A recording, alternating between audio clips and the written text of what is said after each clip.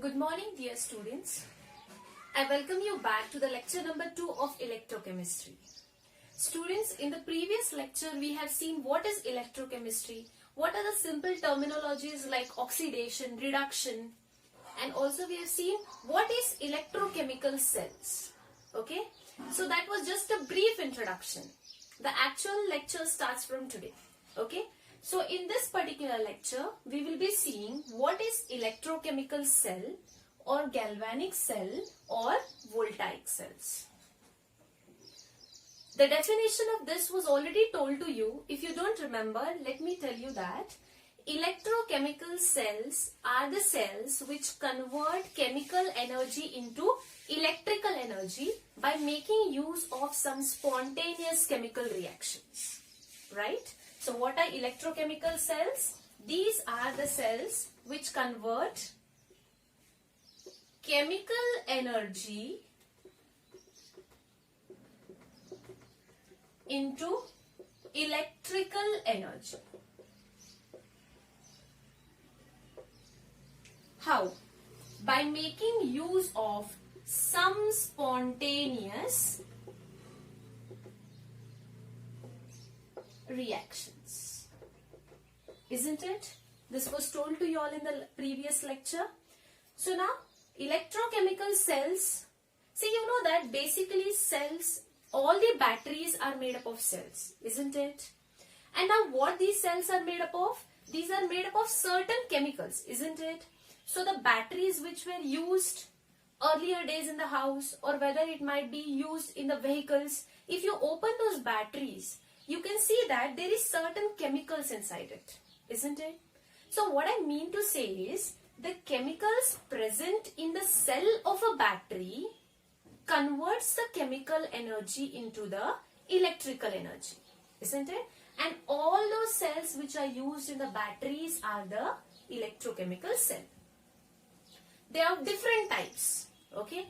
And the one type that we are going to study is Daniell cell. It is nothing but Daniell cell. Students, if you remember, I had told Daniell cell is nothing but zinc copper cell. And this purely depends upon redox reaction. It depends upon redox reaction. Now what is redox reaction? See, the name itself indicates there is a reduction and there is oxidation.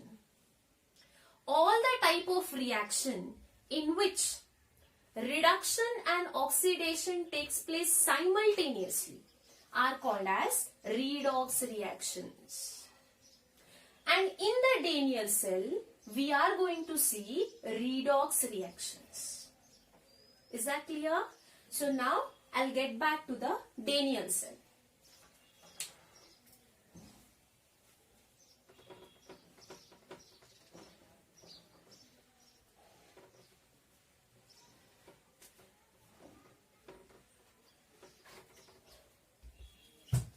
So a typical Daniell cell looks like this.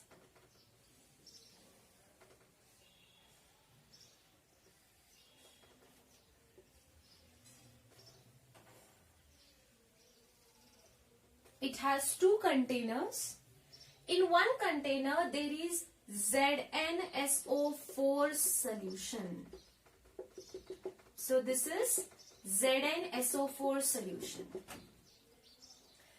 ZnSO4 solution has a zinc rod immersed in it. A zinc rod immersed in it. This is your zinc rod. Another container contains copper sulfate solution.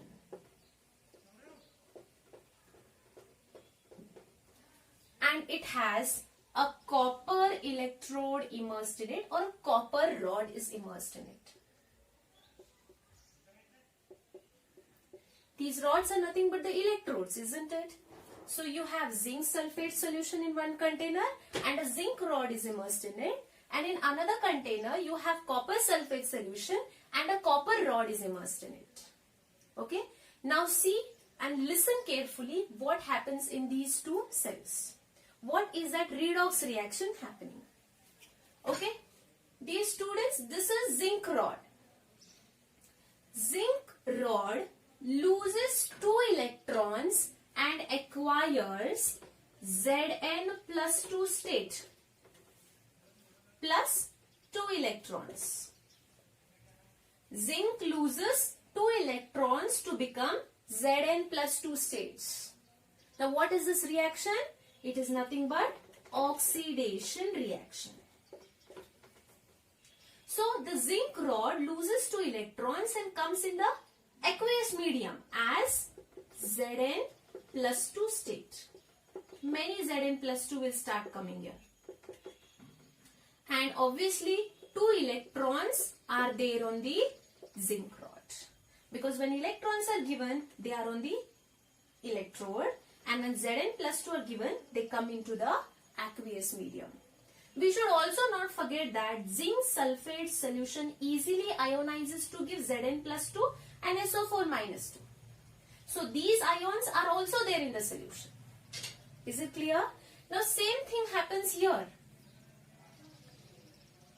Cu plus 2 and SO4 minus 2 ions are there into the medium. Many Cu plus 2 and many SO4 minus. Now these two cells are connected by a conducting wire. What is the use of two containers kept separate? We are going to do some study, isn't it? So they are to be connected with each other. And they are connected by a conducting wire. And an emitter is placed. If you want, even a bulb can be placed.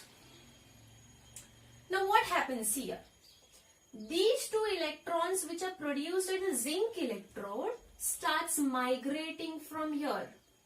This starts migrating from here.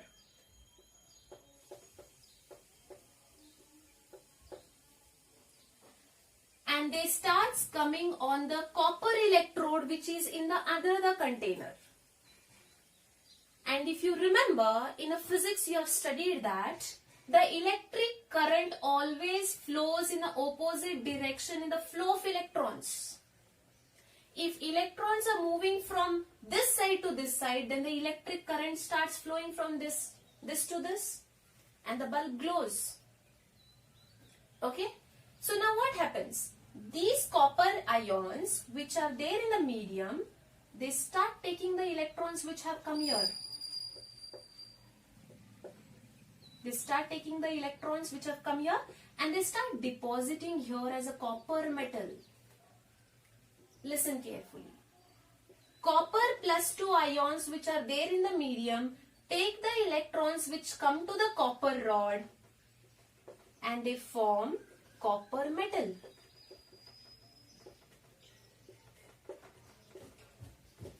And this copper metal starts depositing here on this. So what can you observe here? On one side, zinc is losing the electron and the other side, the electrons which are given by the zinc are taken up by the copper. So one side there is oxidation, on the another side there is reduction. So what do we call such reactions as? They are redox reactions. They are nothing but redox reactions.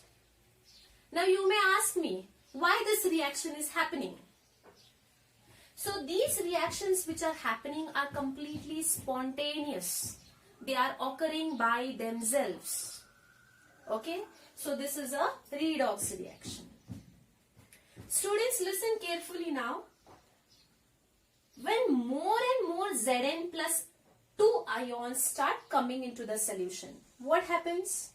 When compared to SO4, Zn plus 2 concentration in the aqueous medium starts increasing, isn't it? If more and more Zn plus 2 will come into the medium, in the solution, obviously this medium starts becoming positive in nature. And here it is negative charge on this electrode, isn't it? Now similarly, what happens? happens? If more and more copper plus 2 ions starts reducing and depositing on this, then obviously sulfate concentration will increase. It means what? Sulfate is having a negative charge, and therefore in the solution the negative charge increases. And here actually it is a neutral because copper is taking 2 electrons and becoming neutral, copper metal. But with respect to this, if this is negative electrode, then this becomes positive electrode. So we call this as anode and this becomes cathode. Is it clear? More and more zinc plus ions coming into the solution, making this solution positive. More and more copper plus ions going and getting reduced. Sulfate ions are left, therefore the medium becomes negative. Here there is a negative charge on the electrode, therefore there is a positive charge on this electrode to maintain the neutrality. Is this clear? Okay. Students, now there is a problem. What is the problem? See, if more and more Zn plus 2 starts coming into the solution, what happens? And if more and more electrons starts coming here and all the copper will go here, then what happens? Observe carefully. When more and more of copper starts taking electrode and getting deposited on the electrode, there is more negative charge in the medium. And this negative charge in the medium will not allow the electrons to come on the rod. There is a restriction for the flow of electrons. And this side, if more and more Zn plus 2 concentration starts increasing in the medium, then the Zn plus 2 ions or the positive charge in the medium will not allow further more increase of Zn plus 2 coming inside. And if more Zn plus 2 does not come, then how electrons will be released? So in general, what I mean to say is, if concentration of a particular ions increases in the either of the container, there is a restriction in the flow of electrons. And when there is restriction in the flow of electrons, there is also restriction in the flow of current. Then the net voltage of this particular cell comes down. Now something has to be done. If you guess, yes, it is the salt bridge which is going to help us. So before that, you just take what is written here and then I'll go to salt bridge.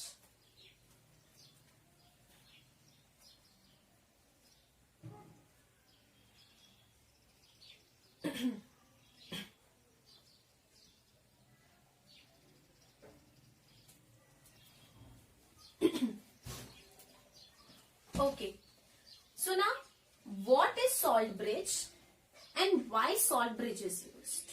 Okay, salt bridge is nothing but inverted U-tube.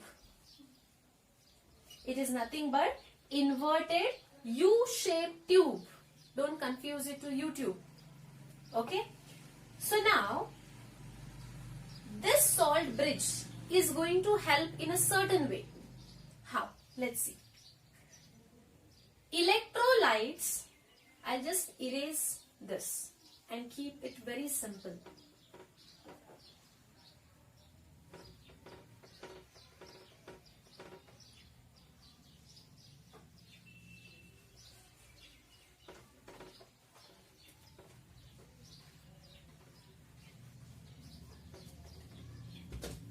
The shape of the salt bridge is bent U-tube. And when there are two cells, this is nothing but the connecting tube between these two cells. Okay? And inside this salt bridge, there is agar solution. Now what is agar solution? It's just like gelatin, and if you know biology you might be knowing it very well. Okay, so agar solution, it forms a colloidal solution basically. Okay, so inside the agar solution, a electrode like KCl, K2SO4, NH4SO4, NH4Cl, such types of electrolytes are mixed in the agar solution. A colloidal solution is made, and this colloidal solution is taken in the salt bridge, and on the openings of these salt bridge there is a cotton which is plugged. Now what is the role of KCl, K2SO4, NH4SO4 or NH4Cl? Okay, so these are the electrolytes. Okay, now what these electrolytes will do? From Daniell cell, you know that into the solution there was more Zn+2 here, more and more Zn+2, and along with that of course there is sulfate. Okay, and this side there is more and more of Cu+2, sorry, less of Cu+2 and more of SO4-2. Isn't it? Just now you had seen a diagram, isn't it? And there was more concentration of Zn+2 in the medium, and there was more concentration of sulfate ions. And I told you, if this becomes more and if this becomes more here, then the electric current flow is restricted. To avoid that, we are using salt bridge. Okay. Now let me take only one electrolyte like KCl. You can use any of those. So I am taking agar solution containing KCl as the electrolyte. Okay. You have to take in a solution form, otherwise this will not split into K plus and Cl minus, isn't it? We want ions. Now what happens if I take KCl here? The concentration of Zn+2 is more here. I will highlight it with a dot. And here the concentration of sulfate is more, isn't it? If you take KCl, what happens?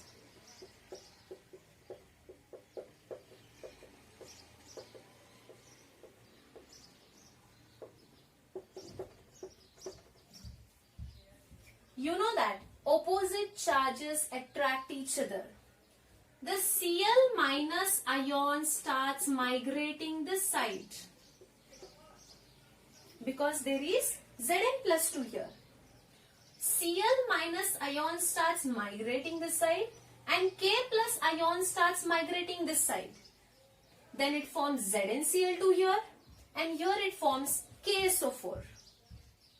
The intention to keep this KCl here is to reduce the concentration of Zn+2 ions. And this is how the net amount of Zn+2 in this medium will come down. And here sulfate ion concentration will come down, maintaining electrical neutrality. Isn't it? I hope you are following. Cl minus will come this side, K plus will come this side, and this Cl minus will start reducing the number of Zn+2 and K plus will start reducing the number of sulfate. And both the side there is electrical neutrality. This is the role of salt bridge. Is it clear? So the first use of salt bridge is to maintain electrical neutrality. Is it clear? Now second use use of salt bridge is to minimize liquid junction potential. Copy down, then I'll tell you what is liquid junction potential.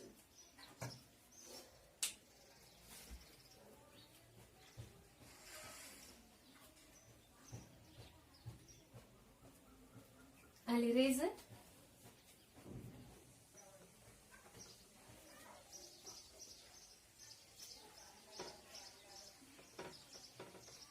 So what is a salt bridge? Salt bridge is bent U-tube containing a electrolyte in agar-agar solution, which is used to maintain electrical neutrality. Okay. The second point I wrote was to minimize the liquid junction potential. See students, not all batteries will have two cells like this, a salt bridge like this, and a conducting wire like this. It's quite messy, isn't it? Containing two containers, then connecting them, placing a salt bridge. Instead, the batteries have similar kind of setup. See how it is. A single container, okay, ZnSO4 solution one side,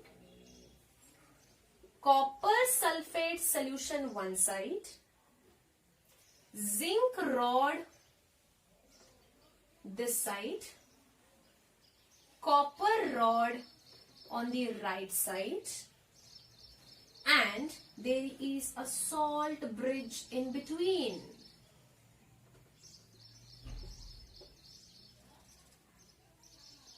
Isn't it better? Instead of arranging two cells, we have made the setup within a single cell. Isn't it? Now this salt bridge is in the center. The same Daniell cell, I have set up it like this. See, this side Zn plus 2 ions were more.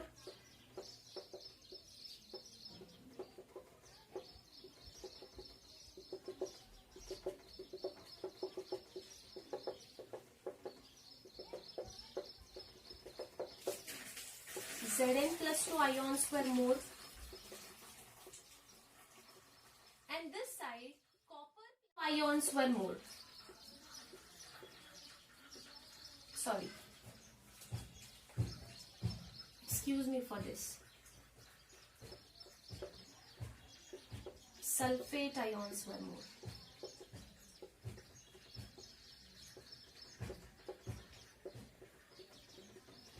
Okay. One side there is more concentration of zinc ions, and on the other side there is more concentration of sulfate ions. And these both are at the junction, isn't it? These both are at junction. And when opposite charges are arranged at a junction, we know that a potential is created. And this potential is called as junction potential. What it is called as? Junction potential. Students, remember, the more is the junction potential, the less is the flow of electric current in the circuit. Are you following? The more the junction potential, the less is the flow of electric current. It means what? We don't require this junction potential to be more. We have to reduce it. And how it can be reduced? By removing these ions on the either side of this salt bridge. And to minimize the concentration of these ions, you are using a salt bridge. Is it clear? So in this way, the junction potential is minimized and the electric current flow is getting more better. Is it clear? So this was a second point. First point was to maintain the electrical neutrality. Second point, to minimize the liquid-liquid junction potential. This is also in liquid, this is also in liquid, and there is a junction created here. So it will be liquid-liquid junction potential. Is it clear? And the third point, you can write it as, third point, to complete the circuit. To complete the circuit.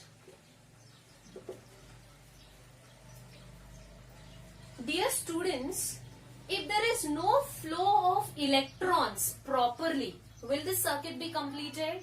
No. So to complete the circuit properly and allow the electrons to flow properly, you also require the salt bridge. So these are the three uses of salt bridge. To maintain the electrical neutrality, to minimize the liquid-liquid junction potential, and the third point is to complete the circuit by the continuous flow of electrons. Is it clear? Now the next point is, what are the conditions for the selection of salt bridge? What type of electrolyte should be used in a salt bridge? Okay? I'll erase this.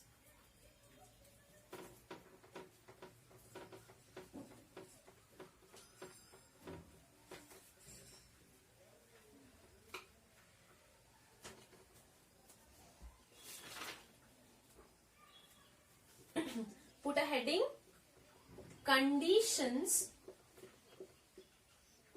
for the selection of electrolyte in the salt bridge. There are two conditions. Try to guess it, what kind of electrolyte will you use in a salt bridge? Just imagine you constructed a salt bridge which had an electrolyte in it, and the ions produced by the electrolytes were reacting when they go into the cells. Just imagine what was the outcome. Or maybe even after reacting, but they were getting soluble, then there was no effect either, right? So the first condition is the electrolyte must be inert. What is the meaning of inert? Inert means to be less reactive. Okay? I'm again going to go to the Daniell cell, okay? So this is your Daniell cell. I'm just showing it in a rough way. So this is your Daniell cell.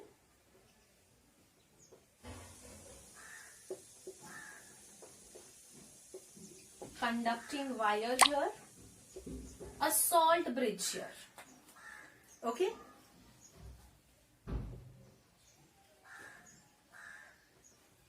Zn plus 2 is more here, and sulfate minus 2 is more here.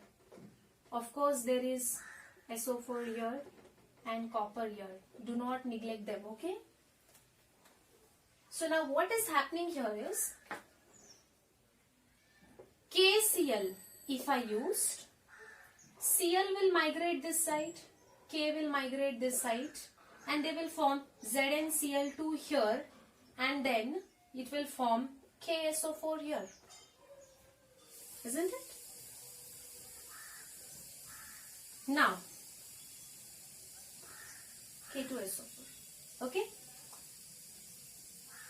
Just now I said the electrolyte must be inert. That does not mean that they should not react or they should not form a compound.